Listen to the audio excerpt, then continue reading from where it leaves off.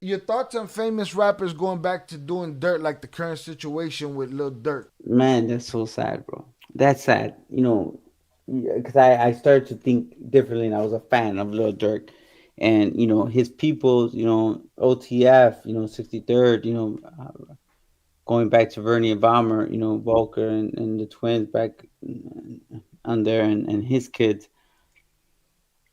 It's a shame that they fall into the trap of this stuff right here, the social media stuff, and what people say, and that street would suck you in, and people are gonna start blaming his best friend that cooperated and wore a wire. But like, man, come on, man, you make it out, you have everything going for yourself, seem like a good dude, but man, them streets, man, can't get it out of him. And it's like, now his family, his life, his future, everything's ruined, and he's gonna do some time. He's gonna do some hard time.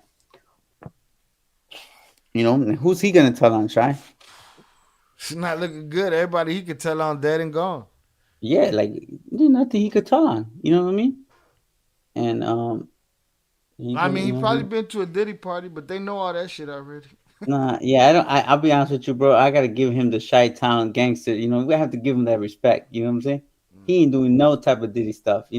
I think you agree, right? He don't. I mean, I'll make the judgment. He Yeah, I don't would look agree like with that. I would agree with that. you know, I he would ain't agree with playing that. games like that. I heard a story by a music executive, from New York, and they said they met Lil Durk. He was young, you know, Mm.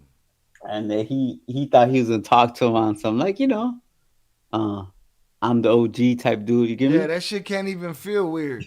And You know what I'm saying? he told You me gonna get that he confronted told him. quick. He said, "Man, I don't got no fucking OG, man. Like basically, I'm gonna tell you, he basically said, fuck you and your advice." He was like, I was like, damn, That's what it. the hell? Well, I mean, You look what know? Kanye said. Kanye said he asked Kanye. I mean, Kanye asked him. He was sending Kanye verses, and he sent him a verse, and he kept saying, "I take off Kanye's uh, shirt, the Yeezy shirt, and use it as a doormat." Kanye told him, "Come on, man, change that." He changed it, and he said, "I'll take his hat and give it to the chick or some shit." And he was treating him on his own verse that he was sending him and shit. Yeah, I mean, he's like that. He's real deal. And then here's the thing, and then we're surprised, and Yeah, we I don't should. know that you. I don't know that you could put him in a position he don't want to be in. That's Yeah, how I word it. nah. It's like, and they know that. They know. I mean, I'm gonna tell you that you know how it is. The music executive, they're used to it being their way. You get me? Right. And they said that's why a lot of people were scared even to sign them or even do anything stuff like that. And that's what they're worried about right now. Like for real, Shy, this that there's people they pay, like real OGs, in the city, that they pay to kind of basically try to tame these young dudes, and keep them in line. Mm. But then I really thought Lil Durk was gonna be like, what's his name? What, G Herbo? Is he the one that's the executive, or BB? What's his name? Little baby. Like, man, he got out the hood, made it out, and did right. But it's sad, man. It's sad that he ruined his life like that over the game, over the life. I don't know him like that, but I just thought he was gonna be, when I see a real one, was gonna be real enough to be able to like leave That's that your shit alone. opportunity. It's your shot to change everything for everybody. But motherfuckers got to save face. These blood vendettas run deep, and he ain't the last casualty of this. There's still gonna be blood that's gonna be shed over this for years and years to come. There's little kids right now with resentment towards the other side. So it just is what it is. Shout out Al the Yeah. Pal. Go ahead. I'm sorry. No, yeah, man, that's true, man. And I only say my prayers are with him, bro, and his family. It's like, reality's hitting him, and if it is true that what they say about his dude that he was wearing a wire for I don't know how Woo. many years, Then that they sitting on a boatload. damn, bro, it's just like it's sad. Let me share this story, man. I did a conference last week, a large group. It was like 140. Mostly all law enforcement officers, and I met this like young man, man. He's around, and he wasn't older than 24, okay? And he waited. I could see him like looking for him. He waited for me, and basically, he in law enforcement, and he told me honestly like that he was having issue because he grew up in a background. And he said, "Man, a lot of things that you say kind of like I resonate with." And I grew up in a background, when my dad was kind of in the life, but all my cousins, are out there. You get me? He seemed like he was like one of those serious dudes, very well spoken, great mannerisms, and He said, man, it makes me really think about, like, basically, like, if I'm basically the sellout, like, if I'm doing the wrong thing, especially when I see them, having nice things, and living their life, and they look happy, and, like, stuff just looks easy to them. And I said, man, bro, ain't nothing easy about that life. And I said, you want it so bad? What do you do after you go to work? He said, after you come out of work, he said, go to the gym. I said, then you have a lot of time to go to school and do something better. You get me? He's on the legitimate side, but he's No, I only know. looking at the the fun part. Right, right, right. And I said, nah, bro, you could go do the fun part. Go get another job. Be a cyber tech. Go find another job, another hustle. Work your butt off and have those things. You get me? And in the long run, you're sleep, dedicate yourself to sleeping 3 4 hours a day and putting in the work. Try not to spend that much time with your family, with your girl, whatever the case is. Go get them things that you think are going to be important, and in the long run you're going to win, because all those people are, it's going to end with tragedy. And that's the truth, bro. And I really think he understood it. Right, And I said, look, it's sacrifice, it's hard work, ain't nothing easy, man. Whoever makes up these rules is probably some fool shy that we believe when we were kids, right. that set the rules up for the game when we were kids. Like, the rules are gonna be played like this, and the game is gonna be called easy, and we all go believe it. You know why? The best salesman ever, all around the world, since back in the day, since the Bible days. Guess what? They're bullshitters, bro. You know, Bullshitters, the best bullshitters. the best bullshitters, those salesmen that could sell you anything, are the biggest liars. So if you have a salesman in you, and there's a salesman in your family, and your cousin, your best friend, and your wife, and your girl, and she's a great salesman, bro, leave her. Because they're the biggest liars, bro. ¿Qué piensas de tus abogados que te representan durante tu caso? How do you feel about the lawyers that represented you during your case? My attorney, Jeffrey Lickman, represented Chapo, represented Emma, and now represents Joaquin Jr. and his brother. So I think he's a great attorneys. I guess they're great attorneys. My other attorney, Robert Rasha, Thomas Durkin, great attorneys.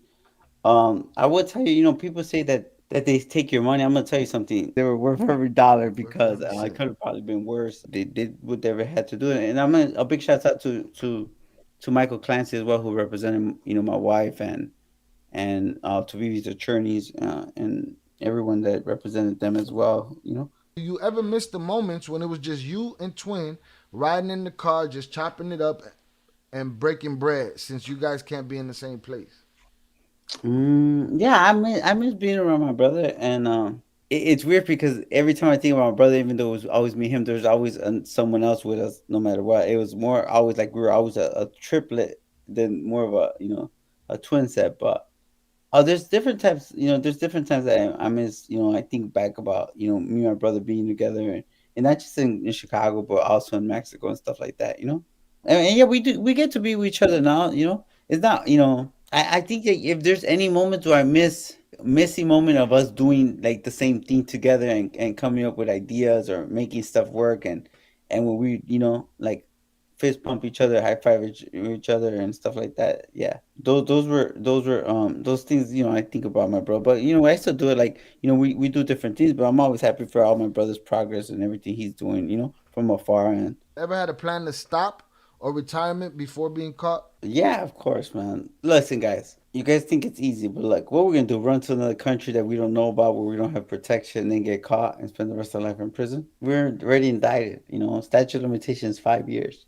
We're in a scenario where, like, we could get there, then what? And then when you're in another country that doesn't, where we're not protected and shielded, like Mexico, that means that our whole family would have to separate from. It was, because we had kids, and Mm-hmm. that means that we'd have to say goodbye to our kids and not see them anymore. Oh, because when you're overseas and you're in places where you can't drive a car, guess what? That means that people have to get on a plane, and there's no hiding. When you're leaving a train, I mean a plane trail to see your family. So I know it sounds easy, but trust us. Leave. Like, I think my brother and I were professionals to this, and there's our people that are able to pick up and go and just say f everything. And that kind of goes shows to what type of people they could be when it comes to men. They could be where they could go and leave their kids and abandon their kids, and go start a new life with someone else, and basically cut off communications, and and that'd be that. And maybe that's what makes them happy, but it wasn't for me and my brother. How was Ivan Archivaldo like as a person? Was he any type of smart guy? Yeah, very smart, intelligent, easygoing. Easygoing, charismatic. Like yeah, for sure. Respectful. Just yeah. Did you guys spend time or have houses in the capital Durango? If you did, where did you guys like visiting? No, I didn't. I mean, I spent time in Durango, in Torreon. Is that Torreon, Durango? I think it is, and a couple other places, but not like where we had a house. No. Did you ever do any dealings with El Nini? I know you mentioned that El Animal was close to you guys, and I believe Nini is his son-in-law. Yeah, Nini was probably still, playing with, rocks and shit when we were Playing around. with rocks. I don't know how old is he. How old is he? Remember, anyone look up his age? Nini's? No, but the stories we got about him and how he even got there to the situation is you guys wouldn't even believe it. Think like a kingpin has a crazy story about that. About who? But About Nini? yeah, he's Animal's his father-in-law. So imagine that. You imagine Animal was my partner, and he was Peter's very very good friend, and compadre they were gonna be in.